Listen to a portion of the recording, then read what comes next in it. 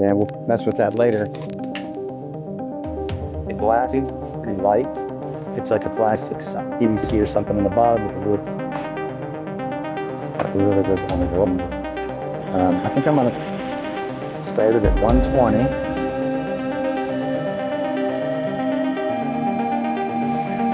And I'm gonna read.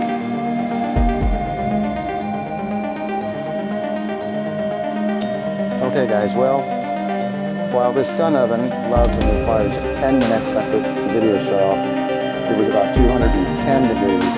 I've got to wash it.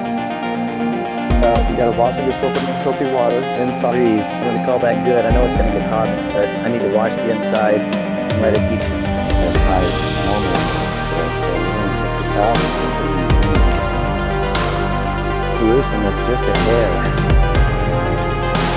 So we can see that the back needs to come up a little bit. And that's good later, but I'll raise it and we'll let it get to cooking. Okay, so this is the time on the sun temper. You can raise the back up. And it's just this nice bar, and then this little thing will pop out. Kind of like 10 pegs if you peg them on the rig. And you just raise it or lower it as high as you want. Just add in if you want.